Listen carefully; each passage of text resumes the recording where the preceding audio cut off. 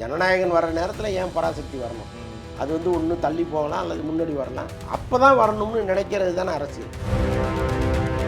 இன்னொன்று வந்து விஜய் சொல்கிறாரு, என் உச்சத்தில் இருக்கும்போது நான் வந்து சினிமா விட்டு அரசியலுக்கு வரேன்னு சொல்கிறாரு. அப்போ இவங்க என்ன நினைக்கிறாங்கன்னா, நீ அரசியலுக்கு வரும்பொழுது நீ வந்து ஒரு ஆவரேஜ் நடிகராக வரணும், உன் படம் ஓடக்கூடாது. இன்னொன்று விஜயும் வந்து எதிர்கால அரசியல் பொண்ணு ஒரு 6-7 மாதம் இருக்குது. இதில் வந்து நீங்கள் என்ன அரசியல் பண்ணுறீங்கிறது தான் முக்கியம். ஒருவேளை இதில் நீங்கள் பண்ணுற அரசியல் காமெடியாக போயிடுச்சுன்னா நீங்கள் இன்னொரு பாக்கியராஜ், இன்னொரு டி ராஜ். இந்த இவ்வளோ பெரிய கூட்டம் எம்ஜிஆருக்கு பிறகு இப்போ விஜய்க்கு தான் இருக்குது, நடுவில் யாருக்குமே இல்லை. இப்போ நீங்கள் போஸ் வெங்கட் மாதிரி உள்ள நபர்களை கேட்குறீங்க, அவர் திமுக அணுதாப்பி, அவர் அப்படி தானே பேசுவார். ஆனால் எனக்கு அவர் போஸ் வெங்கட் சொன்னதுலேயே நமக்கு ஒரு மாற்று என்னென்னா, ஜோசப் விஜய்ன்னு நான் சொல்லுவேன்னு சொல்கிறாரு. ஜோசப் விஜய்னா கெட்ட வார்த்தையான்னு கேட்குறேன். ஜோசப் விஜய் அவர் கிறிஸ்தவர், அதில் என்ன கஷ்டம் ஒன்று? ஒரு இஸ்லாமியராக இருந்தாருன்னா, ஒரு கிறிஸ்தவராக இருந்தாருன்னா, அவர் இந்தியர் தானே, மக்களுக்கானவராக இருக்காரா அதை பாருங்கள். இல்லைன்னா விரட்டி விட்ருங்க, அவ்வளோதான். பிரைம் 9 தமிழ் நேயர்கள் அனைவருக்கும் வணக்கம். இன்றைய நேர்காணல் நம்முடன் இணைந்திருப்போர் மூத்த பத்திரிகையாளர் திரு அந்தணன் அவர்கள். சார் வணக்கம். வணக்கம். ஜனநாயகன் ஃபர்ஸ்ட் ஒரு 2 லுக்கு விட்டாங்க, எம்ஜிஆர் கிட்ட தொடர்ந்து அடுத்தடுத்து வந்துச்சு சார். அதுக்கப்புறம் ஜனநாயகன் எந்த ஒரு சவுண்டுமே இல்லாமல் இருக்கு. ஜனநாயகன் படத்தை பற்றி என்ன அப்டேட் சார் இருக்கு? ஜனநாயகன் ரிலீஸ் வந்து 2026 பொங்கல் தாங்க. 2026 பொங்கல். ஆமாம். அப்போ இப்போலேருந்தே ஒரு எதையுமே வெளியிட வேண்டாம்ங்கிறது தானே சரியாக இருக்கும். ஏன்னா இப்போயே நீங்கள் ஒன்று ஒன்றா ரிலீஸ் பண்ணிங்கன்னா படம் வரும்போது பழசாக போயிடும். அப்போ அந்த டைம் கரெக்டாக எனக்கு தெரிஞ்சு நவம்பர் டிசம்பர்லேருந்து ஆரம்பிப்பாங்க ப்ரொமோஷன். அது வரைக்கும் வந்து ஆரம்பிக்கிறதுல அவங்களுக்கும் பிரயோஜனம் இல்லை, இவங்களுக்கும் பிரயோஜனம் இல்லை. சினிமாக்காரங்க அரசியலுக்கு போனாலே ஓரளவு சினிமாக்காரங்களே அது ஆதரவு தெரிவிப்பாங்க சார். ஆனால் விஜய் அவர்கள் அரசியலுக்கு போனதுலேருந்து கடைசியாக பேசின பாக்கியராஜ் அவர்கள் டேரக்டர் வரைக்குமே அவருக்கு எதிராக தான் பேசியிருக்கிறாங்க. ஏன் சார் எல்லாருமே விஜய் அவர்களுக்கு எதிராக திரும்புகிறாங்க? இப்போ இல்லை ஏற்கனவே கட்சி ஆரம்பித்து ஃப்ளாப் ஆனவங்க அவருக்கு எதிராக பேசுவாங்க, அதுதானே இயல்பு. ஓகே. ஏன்னா நானும் பீக்கில் இருந்தேன், இதே மாதிரி தான். ஒரு காலத்தில் நான் ஆரம்பித்த கட்சி ஒன்றுமே இல்லை, பிரயோஜனம் இல்லாமல் போயிடுச்சு. அப்போ விஜய் மட்டும் ஆரம்பித்து இவ்வளோ கூட்டம் கூட்டுறாருங்கிற எண்ணம் பாக்கியராஜுக்கு வரும்ல, அப்போ அவர் பேச தானே செய்வார். புரியுது. ஸோ அதனால் அதை நம்ம பெருசாக எடுத்துக்க முடியாது. ஆனால் இதே திரையுலகத்தை சார்ந்த பல இயக்குனர்கள் விஜயை போய் சந்திச்சிருக்காங்க. ஓகே. விஜய் வச்சு படம் பண்ண இயக்குனர்களே சந்திச்சிருக்காங்க. விஜயோடு நடித்த பல நடிகர்கள் போய் மீட் பண்ணியிருக்காங்க, அரசியல் சார்ந்து. நான் வர்றேன் உங்கள் கட்சிக்குன்னு போய் கேட்டிருக்காங்க. ஓகே. அப்போ அவர் சொல்லியிருக்காரு, இல்லை வேண்டாம், ஏன்னா உங்களுக்கு ஒரு லைஃப் இருக்குது, நீங்கள் அரசியலுக்கு வந்துட்டீங்கன்னா அது கெட்டு போயிடும், சினிமாவில் வாய்ப்பு கொடுக்க மாட்டாங்க, பல பிரச்சனைகளை நீங்கள் மீட் பண்ண வேண்டியது இருக்குது, அதனால் இதெல்லாம் வேண்டாம், நான் என் ட்ராவல் தனியாக இருக்குது, நான் அதை பார்த்துக்கிறேன், நீங்கள் அழகாக உங்கள் தொழிலை பாருங்கன்னு சொல்லி அனுப்பிச்சி வச்சுட்டாரு. வேறு யாராவதுன்னா அது செய்வாங்களான்னு எனக்கு தெரியல. ஓகே. விஜயாங்கிறது இருக்கிறதுனால அது செய்கிறார். புரியுது. அவருக்கு புரியுது, ஒரு நமக்கு ஆதரவு கொடுத்தா அவங்களுக்கு வாய்ப்பு கிடைக்காது, அவங்கள காலி பண்ணுவாங்கங்கிறது அவருக்கு தெரியுது. ஸோ அதனால் ரொம்ப கனிவாக நீங்கள் வராதிங்க, நீங்கள் போய் உங்கள் வேலையை பாருங்கன்றார். ஸோ இது மாதிரி வந்து யாரும் இது. ஆனால் விஜயகாந்த் அவர்கள் இது மாதிரி செஞ்சார்ல, தான் கட்சி ஆரம்பிக்கும் போது டேரக்டர்ஸ் வந்து ஆதரவு தருகிறேன்னு சொன்னப்போ வேணான்னு சொன்ன மாதிரி விஜய் சொல்கிறாரு. அப்போ இல்லை, அப்போ அப்படி நடந்துச்சான்னு எனக்கு தெரியல. ஓகே.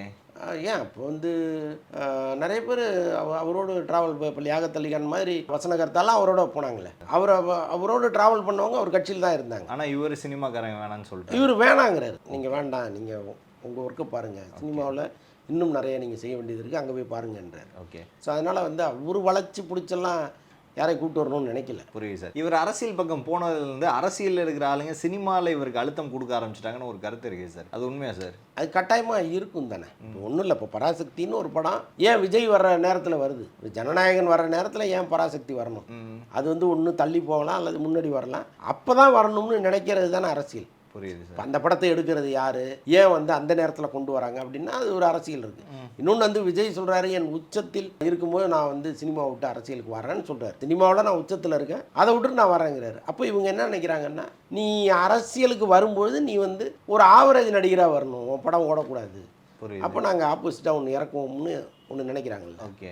ஸோ அதை தாண்டி அந்த படம் ஓடுது ஓடலைங்கிறதெல்லாம் தெரியாது, அது அந்த டைமில் உள்ளது. இன்னொன்று விஜயும் வந்து எதிர்கால அரசியல் பொண்ணு ஒரு 6-7 மாதம் இருக்குது. இதில் வந்து நீங்கள் என்ன அரசியல் பண்ணுறீங்கிறது தான் முக்கியம். ஒருவேளை இதில் நீங்கள் பண்ணுற அரசியல் காமெடியாக போயிடுச்சுன்னா நீங்கள் இன்னொரு பாக்கியராஜ், இன்னொரு டி ராஜேந்தர் தான். தெளிவான ஒரு மூவாக இருக்கணும், நீங்கள் பேசுவது எல்லாமே அறிவுபூர்வமாக இருக்கணும், இந்த மக்களுக்கானதாக இருக்கணும், மக்களோடு வரணும். நான் எங்கேயோ இருந்துட்டு ஒரு அரசியல் பண்ணுவேன், லெட்டர் பேடில் பண்ணுவேன்னா பனையூரில் இருந்து வேலைக்கே ஆகாது. அது வந்து மக்கள் பார்த்துட்டே இருப்பாங்க. நீ அங்கே உட்காந்துட்டு ஒரு அரசியல் பண்ணுறேன்ட்டு வரமாட்டாங்க. ஸோ அது இல்லாமல் நீங்கள் மக்களோடு வரும்பொழுது, இன்னும் அறிவுபூர்வமான அரசியலை இங்கே வைக்கும்போது, இன்னும் புது புது திட்டங்களை நீங்கள் மக்களுக்கு சொல்லும் பொழுது உங்கள் மேலே ஒரு அக்கறை வரும். ஏற்கனவே இருக்குது நிறையா. இந்த இவ்வளோ பெரிய கூட்டம் எம்ஜிஆருக்கு பிறகு இப்போ விஜய்க்கு தான் இருக்குது, நடுவில் யாருக்குமே இல்லை. அப்படி ஒரு கூட்டத்தை வச்சிருக்கிறவரும் முறையான அரசியலை பண்ணிட்டாருன்னா கட்டாயமாக வந்து அவர் நினச்சதை அடையலாம். அதுக்கு அவரை சுற்றி இருப்பவர்களும் சரியான நாட்டில் இருக்கணும். சுற்றி காமெடின்னு வச்சுக்கிட்டு நான் மட்டும் ஹீரோவாக இருப்பேன்னா அது ரொம்ப கஷ்டம் இல்லை. ஓகே, ஏன்னா ஜனநாயகன் வர்றப்ப பராசக்தி அதில் குறிப்பிட்டிருந்த பாட்டு அந்த அச்சம் என்பது மடமேடா அஞ்சாமை திராவிடர் உடமேடா, திராவிடத்தை நோக்கி தான் இந்த பராசக்தியும் விஜய் தனியாக வச்சு அடிக்கிறது தான் அவங்க பிளானா சார்? இல்லை, இப்போ விஜய் வந்து திராவிடத்திற்கு எதிரானவரும் இல்லையா, திராவிடம் ஒரு கண்ணும் தமிழ் தேசியம் ஒரு கண்ணும்னு சொல்லிட்டாரு அவர். ஓகே, ஆமாம், அவரும் திராவிடத்தை முன்னெடுக்கிறவர் தான். இன்னொன்று அவருடைய அரசியல் செயலாம் பார்க்கும்போது திராவிட அரசியல் மாதிரி தான் இருக்குது. புரியுது. அது வந்து அதில் ஒரு புதுசாக நம்ம ஒன்றுமே இல்லை. ஒரு வழக்கமான ஒரு அரசியல் கட்சிகள் என்னென்ன செய்யுமோ அதெல்லாம் அவர் செய்கிறார். ஓகே, அதனால் அச்சம் என்பது மடமேடாங்கிறது அது இந்த வைப்ரேஷனுக்காக போட்ட பாட்டு. அன்னைக்கு மாணவர்கள் வந்து அந்த பாட்டை ஒரு வேளை பாடியிருக்கலாம். அது இந்திய எதிர்ப்பு அந்த நேரத்தில் வைக்கப்படுகிற கோஷம். ஸோ அவங்களுக்கான வைப்ரேஷனுக்காக அதை போட்டிருக்கலாம். ஓகே, ஏன்னா விஜய் அவர்கள்னு எடுத்துக்கிட்டா இப்போ தொடர்ந்து சினிமாக்காரங்க அடிக்கிறாங்க, தரம் தாழ்ந்து அடிக்கிறாங்க. இப்போ திமுகவில் இருக்கிற ஆபாச பேச்சாளர்கள் எங்களை பேசுகிறாங்கன்னு சொல்லுறது போக, இப்போ வந்து சினிமாவில் இருக்கிற ஆளுங்களே எங்களை ஆபாசமாக பேசுகிறாங்கன்னு சொல்கிறாங்க. இந்த ஜோசப் விஜயா இருக்கட்டும், 0% பொலிட்டிஷியனாக இருக்கட்டும், நீ அரசியலில் முட்டை அப்படின்றதா இருக்கட்டும், ஏன் சார் இவ்வளோ தரம் தாழ்ந்து அடிக்கிறாங்க? இல்லைங்க, எல்லாருக்கும் ஒரு அசைன்மெண்ட் இருக்கும். இப்போ நீங்கள் வந்து பேசுங்க, அவங்க திமுக அனுதாபிகளை தானே இருக்காங்க, அதனால் அவங்க பேச தானே செய்வாங்க. இப்போ ஒரு கட்சி சாராத ஒருத்தர், இப்போ ஒரு வந்து ஒரு நாசரோ ஒரு பொன்வண்ணனோ அல்லது ஒரு இளவரசோ பேசுனா நீங்கள் அதை கேட்கலாம். புரியுது, ஏன் வந்து இப்படி பேசுகிறாங்கன்ட்டு. இப்போ நீங்கள் போஸ் வெங்கட் மாதிரி உள்ள நபர்களை கேட்குறீங்க, அவர் திமுக அனுதாபி, அவர் அப்படி தானே பேசுவார். ஓகே, திமுகவுக்கு எதிராக ஒருத்தர் வரும்பொழுது திமுகவில் இருப்பவர்கள் அதை எதிர்க்க தானே செய்வாங்க. அதுதானே சரி. புரியுது, அது நம்ம தவறுன்னு சொல்ல முடியாது, அதுதானே சரி. ஆனால் அதை வந்து ரொம்ப தரம் தாழ்ந்து வாடா போடான்னு பேசுகிறது தான் தப்பாக இருக்குமே தவிர, மற்றபடி கருத்தியல் ரீதியாக நீங்கள் என்ன வேணாலும் மோதலாங்க. ஆனால் எனக்கு அவர் போஸ் வெங்கட் சொன்னதுலேயே நமக்கு ஒரு மாற்று என்னன்னா, ஜோசப் விஜய்ன்னு நான் சொல்லுவேன்னு சொல்கிறாரு. ஜோசப் விஜய்னா கெட்ட வார்த்தையான்னு கேட்குறேன் நான். கிறிஸ்தவர்னா அவர் கெட்டவரா? பேசுறதே ஒரு மதவாத அரசியல் மாதிரி தானே சார்? இல்லை, அது என்ன தப்புன்னு கேட்குறான். ஜோசப் விஜய் அவர் கிறிஸ்தவர், அதில் என்ன கஷ்டம் உங்களுக்கு? ஒரு இஸ்லாமியராக இருந்தாருன்னா, ஒரு கிறிஸ்தவராக இருந்தாருன்னா, அவர் இந்தியர் தானே. அவரையே நீங்கள் வந்து ஒரு கெட்ட வார்த்தை மாதிரி ஜோசப் விஜய்ன்னு சொல்லுவோங்கிறது கெட்ட வார்த்தையா என்ன? அது சொல்ல வேண்டிய அவசியம் இல்லையங்கிறேன். ஓகே, ஏன்னா 2016-17 காலம் ஹெச் ராஜா வந்து ஜோசப் விஜய் அப்படின்ற ஃபஸ்ட்டு ஒரு ஆதார் கார்டு எடுத்து விட்டார். அதுக்கப்புறம் ரொம்ப வருஷம் கழிச்சு திரும்பி ஜோசப். இந்த ஜோசப்ன்ற நேமை ஏன் சார் ப்ரொமோட் பண்ணுறாங்க? எதுவும் அரசியலில் வந்து மதத்தை பிரிக்கிறாங்களா?